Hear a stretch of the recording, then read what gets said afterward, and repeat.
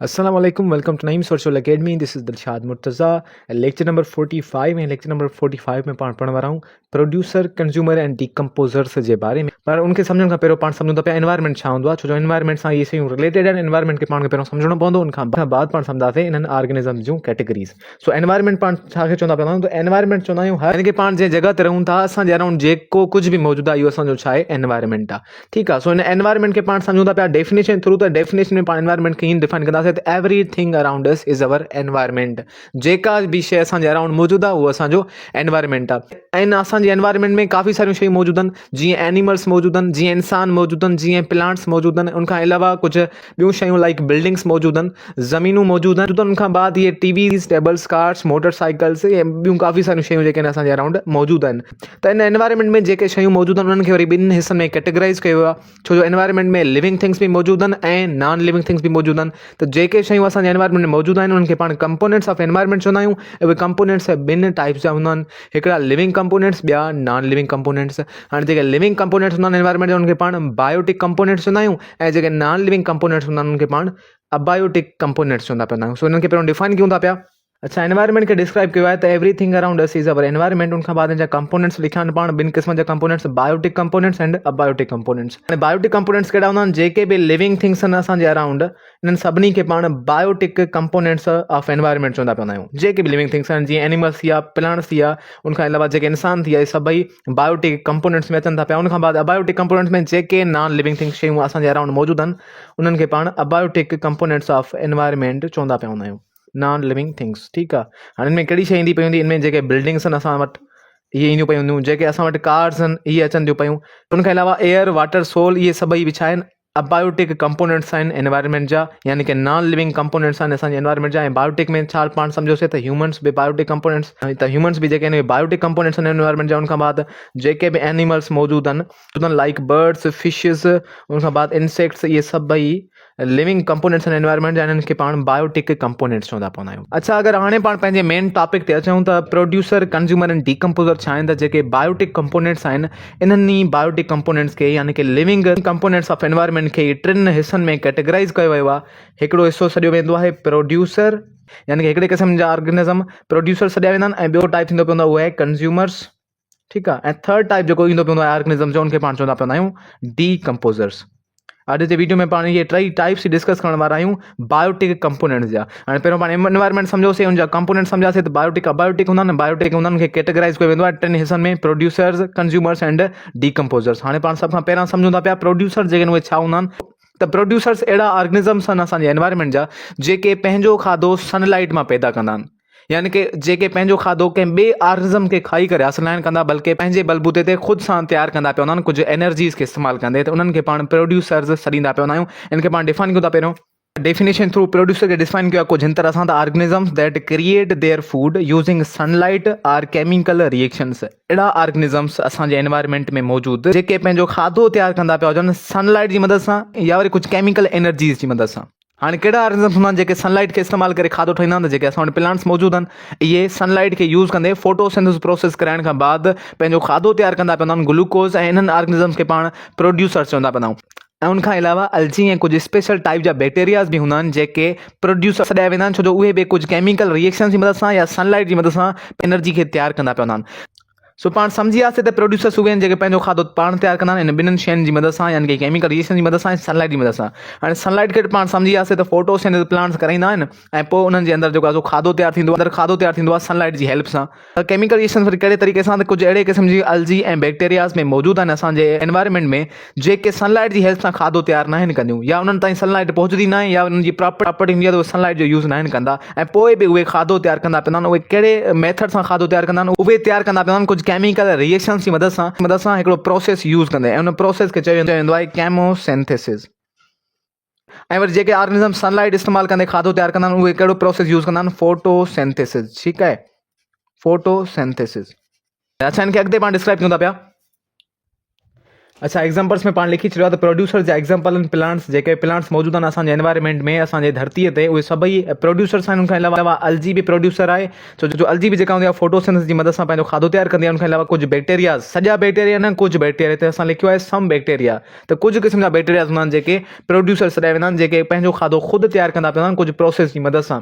ठीक है। उनखां बाद पॉइंट लिखिया है they perform photosynthesis and chemosynthesis. हाणे जेके प्रोड्यूसर्स आहिनि उहे कहिड़े नमूने सां पंहिंजो खाधो तयारु कंदा आहिनि, उहे ॿिनि प्रोसेस जी मदद सां पंहिंजो खाधो तयारु कंदा आहिनि, हिकिड़ो फोटोसिंथेसिस एंड ॿियो केमोसिंथेसिस। फोटोसिंथेसिस में उहे यूज़ कंदा पिया आहिनि सनलाइट खे, ऐं केमोसिंथेसिस में उहे यूज़ कंदा पिया आहिनि केमिकल एनर्जीज़ खे, कुझु केमिकल रिएक्शंस कराईंदा पिया आहिनि, केमिकल रिएक्शंस जी मदद सां जेको आहे पंहिंजी एनर्जी तयारु कंदा पिया आहिनि, पंहिंजो खाधो तयारु कंदा पिया आहिनि। हाणे ऑर्गेनिजम्स केमोसिंथेसिस तॾहिं कंदा आहिनि जॾहिं सनलाइट न हूंदी। In the absence of sunlight जेके ऑर्गेनिजम्स हूंदा आहिनि उहे केमोसिंथेसिस कराए, यानी कि जेके प्रोड्यूसर्स ऑर्गेनिजम्स हूंदा आहिनि उहे केमोसिंथेसिस कराए पंहिंजो खाधो तयारु कंदा पिया आहिनि जॾहिं सनलाइट मौजूदु न हूंदी। अच्छा हाणे कहिड़ी जॻह ते भला सनलाइट मौजूदु न हूंदी, त डीप ओशियंस में सनलाइट मौजूदु न हूंदी। ओशियंस जी अगरि पाण गहराई में मौजूदु ऑर्गेनिजम्स खे ॾिसूं त उन्हनि ताईं सनलाइट न पहुची सघंदी पई हूंदी, त उते बि कुझु क़िस्म जा प्रोड्यूसर्स हूंदा आहिनि जेके पंहिंजो खाधो तयारु कंदा पिया आहिनि in the absence of sunlight. त उहे कहिड़ो प्रोसेस कराईंदा आहिनि, उहे कंदा पिया आहिनि केमोसिंथेसिस। हाणे केमोसिंथेसिस में छा थींदो पियो आहे त कुझु प्रोड्यूसर्स केमिकल रिएक्शंस कराईंदा पिया आहिनि, कुझु इनऑर्गेनिक कंपाउंड्स जेके हूंदा आहिनि उन्हनि खे तब्दील कंदा पिया आहिनि पंहिंजे ऑर्गेनिक कंपाउंड्स में। उहे इनऑर्गेनिक कंपाउंड्स कहिड़ा हूंदा आहिनि, लाइक हाइड्रोजन सल्फाइड। उनखां अलावा अमोनिया खे इस्तेमालु कंदे ऑर्गेनिज़म जेको आहे सो केमोसिंथेसिस कराए पंहिंजी एनर्जी तयारु कंदो पवंदो आहे। या उनखां अलावा मीथेन गैस खे बि ऑर्गेनिज़म्स यूज़ कंदा पिया आहिनि, CH4 खे। सो इन्हनि इनऑर्गेनिक कंपाउंड्स खे इस्तेमालु कंदे ऑर्गेनिज़म्स केमोसिंथेसिस कराईंदा पिया आहिनि ऐं पंहिंजो खाधो तयारु कंदा पिया आहिनि। सो इहा शइ थींदी पई आहे डीप ओशियंस में। या उनखां अलावा जेके केव्स वग़ैरह मौजूदु आहिनि, अंडरग्राउंड केव्स मौजूदु आहिनि जिथे रोशनी नथी वञी सघे, उते जेके ऑर्गेनिज़म्स रहनि था, जेके प्रोड्यूसर्स रहनि था, उहे पंहिंजी एनर्जी, पंहिंजो खाधो प्रोड्यूस कराईंदा पिया आहिनि with the help of chemosynthesis. I hope कि तव्हां केमोसिंथेसिस प्रोसेस बि सम्झ में अची वेंदो। बाक़ी फोटोसिंथेसिस तमामु ईज़ी प्रोसेस आहे, सनलाइट जी मदद सां खाधो तयारु करणु। इन ते पाण हिकिड़ो अलॻि वीडियो ठाहींदासीं। उनखां अलावा पाण अचूं था पिया सेकंड जेको टाइप आहे ऑर्गेनिज़म्स जो। अच्छा उन खां अलावा सेकंड टाइप ऑफ ऑर्गेनिज़म पाण ॾिसूं त कंज्यूमर्स। पाण सम्झा वियासीं त कंज्यूमर्स बि हिकिड़े क़िस्म जा ऑर्गेनिज़म्स आहिनि। हाणे कंज्यूमर्स कहिड़े क़िस्म जा ऑर्गेनिज़म्स आहिनि, अहिड़े क़िस्म जा ऑर्गेनिज़म्स जेके पंहिंजो खाधो पाण तयारु न करनि, बल्कि ॿियनि प्रोड्यूसर्स खे खाइनि या वरी ॿियनि कंज्यूमर्स खे खाईंदा पिया हुजनि। यानी कि सनलाइट ऐं केमोसिंथेसिस खे इस्तेमालु न कंदा पिया हुजनि ऑर्गेनिज़म्स पंहिंजे खाधे खे तयारु करण लाइ, त उन्हनि ऑर्गेनिज़म्स खे पाण कंज्यूमर्स कंसीडर कंदा पिया आहियूं। जेके ह्यूमन्स आहिनि इहे कहिड़ा कंज्यूमर्स आहिनि। उनखां अलावा जेके बि एनिमल्स मौजूदु आहिनि, जेके बर्ड्स इंसेक्ट्स वग़ैरह मौजूदु आहिनि, इहे सभई कंज्यूमर्स जी कैटेगरी में ईंदा पिया आहिनि, छो जो इहे पंहिंजो खाधो तयारु न कंदा पिया हूंदा फोटोसिंथेसिस या केमोसिंथेसिस जी मदद सां। यानी कि उहे डिपेंड कंदा पिया आहिनि अदर एनिमल्स ते, ॿियनि एनिमल्स ते। त इन्हनि खे पाण कंज्यूमर्स हूंदा आहियूं, उनखे डिफाइन कयूं पहिरियों पाण। अच्छा कंज्यूमर्स के पाण डिफाइन करे छॾियो आहे कुझु हिन तरह सां, त organisms that can not make their own food. अहिड़ा ऑर्गेनिज़म्स, अहिड़ा जानदार जेके पंहिंजो खाधो पाण न तयारु कंदा पिया हुजनि, मस्ट ईट अदर ऑर्गेनिज़म्स, ऐं लाज़िमन उन्हनि खे ॿियनि ऑर्गेनिज़म्स खे खाइणो पवंदो हुजे ज़िंदा रहण जे लाइ, एनर्जी खे ऑप्टेन करण लाइ। त अहिड़नि ऑर्गेनिज़म्स खे पाण कंज्यूमर्स कंसीडर कंदा पिया हूंदा आहियूं। हाणे कहिड़ा हूंदा आहिनि इहे ऑर्गेनिज़म्स, त जेके एनिमल्स असांजे अराउंड मौजूदु आहिनि, जेके गाह खाइनि था या जेके गोश्त खाइनि था, इहे सभई एनिमल्स कंज्यूमर्स कंसीडर कया वेंदा। ऐं जेके बि ह्यूमन्स आहिनि उहे बि कंज्यूमर्स कंसीडर कया वेंदा, छो जो उहे बि ॿियनि ऑर्गेनिज़म्स मां खाधो हासिलु कंदा पिया आहिनि। जीअं पाण फ्रूट्स खाईंदा पिया आहियूं, भाॼियूं खाईंदा पिया आहियूं, वरी कुझु जानवरनि जो पाण गोश्त खाईंदा पिया आहियूं, यानी कि पाण बि कंज्यूमर्स जी कैटेगरी में अचूं था पिया। सो अहिड़ा ऑर्गेनिज़म्स जेके ॿियनि ऑर्गेनिज़म्स खे खाइनि एनर्जी हासिलु करण लाइ, त उन्हनि खे पाण कंज्यूमर्स कंसीडर कंदा पिया हूंदा आहियूं। इन जो मेन रोल छा हूंदो आहे, त कंज्यूमर जो मेन रोल हूंदो आहे transfer energy organism to organism. जे कंज्यूमर्स हूंदा आहिनि उहे हिकु ऑर्गेनिज़म्स खां एनर्जी खणी करे ॿी ऑर्गेनिज़म ताईं ट्रांसफर कंदा पिया आहिनि। कहिड़े हिसाब सां, हाणे हिकिड़ो कंज्यूमर आहे जेको कंहिं शइ खे खाए थो, कंहिं प्रोड्यूसर खे खाए थो पियो। हाणे उहा प्रोड्यूसर वारी एनर्जी जेका आहे उहा उन कंज्यूमर जे जिस्म में आहे। वरी उन कंज्यूमर खे अगरि कोई ॿियो कंज्यूमर खाए थो पियो, त हाणे वरी उन कंज्यूमर वारी एनर्जी ॿिए कंज्यूमर जे जिस्म में अची वई। इन तरह सां थींदे थींदे सभई मुख़्तलिफ़ कंज्यूमर्स जेके आहिनि मुख़्तलिफ़ कंज्यूमर्स खे खाईंदा पिया आहिनि। इन तरह सां मुख़्तलिफ़ कंज्यूमर्स प्रोड्यूसर खे खाईंदा आहिनि, वरी कंज्यूमर्स खे कुझु ॿिया कंज्यूमर्स खाईंदा पिया आहिनि, यानी कि energy organism to organism transfer थींदी पवंदी आहे। सो इहो रोल थींदो पवंदो आहे कंज्यूमर जो। बाक़ी अगरि पाण प्रोड्यूसर जो रोल ॾिसूं, त प्रोड्यूसर जो रोल इहो हूंदो आहे त जेको प्रोड्यूसर हूंदा आहिनि उहे बेस हूंदा आहिनि फूड चेन जा, जिथां खाधो खाइण वारो सिस्टम स्टार्ट थिए थो पियो, त उनजो जेको स्टार्टिंग पॉइंट आहे उहा आहिनि प्रोड्यूसर्स। सभ खां पहिरियों प्रोड्यूसर्स एनर्जी खे प्रोड्यूस कंदा, उनखां बाद कंज्यूमर्स वरी उनखे खाईंदा, उनखां बाद वरी डीकम्पोज़र्स कंज्यूमर्स खे खाईंदा पिया हूंदा। सो इन तरह सां फूड चेन ठहंदी पवंदी आहे। सो फूड चेन जो जेको बेस हूंदो आहे उहो वरी प्रोड्यूसर्स हूंदा आहिनि। सो आई होप कि तव्हां कंज्यूमर्स बि सम्झ में आया हूंदा। ऐं कंज्यूमर्स जा वरी टे टाइप्स थींदा पिया आहिनि। हिकिड़ा हूंदा आहिनि प्राइमरी कंज्यूमर, ऐं ॿिया हूंदा आहिनि सेकेंडरी कंज्यूमर, ऐं टे हूंदो आहे टर्शरी कंज्यूमर। हाणे इन टाइप्स खे पाण नेक्स्ट वीडियो में डिस्कस करण वारा आहियूं, छो जो कंज्यूमर जे बारे में कुझु ॿियूं बि पॉइंट्स आहिनि जेके पाण उन वीडियो में सम्झंदासीं। उनखां बाद अचूं था पाण लास्ट टाइप जी तरफ़, जेको आहे डीकम्पोज़र्स। डीकम्पोज़र्स कंहिंखे चवंदा पिया आहियूं, त हाणे डीकम्पोज़र्स वरी अहिड़े क़िस्म जा ऑर्गेनिज़म्स हूंदा आहिनि जेके वरी डेड प्लांट्स या डेड एनिमल्स खे खाईंदा पिया हूंदा आहिनि ऐं उन मां पंहिंजो जेको आहे एनर्जी हासिलु कंदा पिया हूंदा आहिनि, पंहिंजो खाधो हासिलु कंदा पिया हूंदा आहिनि ॿियनि डेड एनिमल्स एंड प्लांट्स खे खाई करे। यानी कि अहिड़े क़िस्म जा ऑर्गेनिज़म जेके डेड प्रोड्यूसर्स एंड कंज्यूमर्स खे खाई करे पंहिंजी एनर्जी हासिलु कंदा पिया हुजनि त उन्हनि खे वरी पाण डीकम्पोज़र्स चवंदा पिया हूंदा आहिनि। उनखे पाण डिफाइन कयूं था पिया डेफिनेशन थ्रू।